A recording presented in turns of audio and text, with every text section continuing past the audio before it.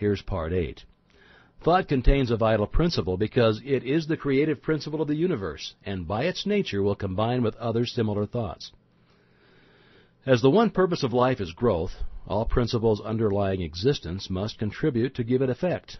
Thought, therefore, takes form, and the laws of growth eventually brings it into manifestation. You may freely choose what you think, but the result of your thought is governed by an immutable law. Any line of thought persisted in cannot fail to produce its result in the character, health, and circumstances of the individual. Methods whereby we can substitute habits of constructive thinking for those which we have found produce only undesirable effects and are therefore of primary importance. We all know that this is by no means easy. Mental habits are difficult to control, but it can be done, and the way to do it is to begin at once to substitute constructive thought for destructive thought. Form the habit of analyzing every thought. If it's necessary, if its manifestation in the objective will be a benefit, not only to yourself, but to all whom it may affect in any way, keep it. Treasure it. It is of value. It is in tune with the infinite. It will grow and develop and produce fruit an hundredfold.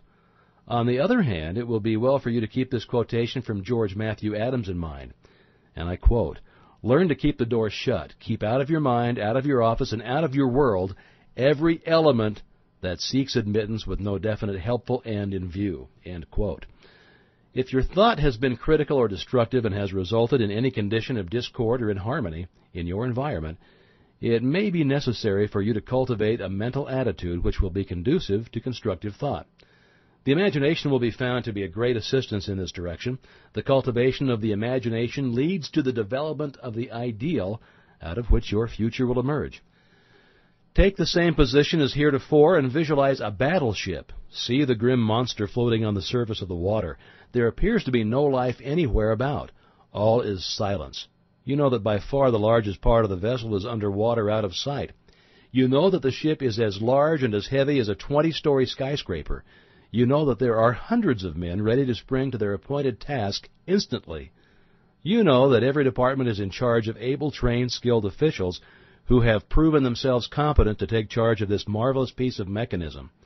You know that although it lies apparently oblivious to everything else, it has eyes which see everything for miles around, and nothing is permitted to escape its watchful vision. You know that while it appears quiet, submissive, and innocent, it is prepared to hurl a steel projectile weighing thousands of pounds at an enemy many miles away. This and much more you can bring to mind with comparatively no effort whatsoever. But how did the battleship come to be where it is? How did it come into existence in the first place? All of this you want to know if you're a careful observer. Now follow the great steel plates through the foundries. See the thousands of men employed in their production. Go still further back and see the ore as it comes from the mine. See it loaded on barges or cars. See it melted and properly treated. Go back still further and see the architect and engineers who planned the vessel. Let the thought carry you back still further in order to determine why they planned the vessel. You'll see that you're now so far back that the vessel is something intangible. It no longer exists. It is now only a thought that exists in the brain of the architect. But from where did the order plan come? Probably from the Secretary of Defense. But probably this vessel was planned long before the war was thought of, and the Congress had to pass a bill appropriating the money. Possibly there was opposition and speeches for or against the bill. Now, whom do these congressmen represent?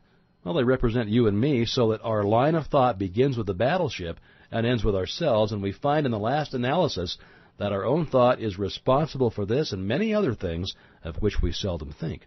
And a little further reflection will develop the most important fact of all, and that is, if someone had not discovered the law by which this tremendous mass of steel and iron could be made to float upon the water, instead of immediately going to the bottom of the sea, the battleship could not have come into existence at all.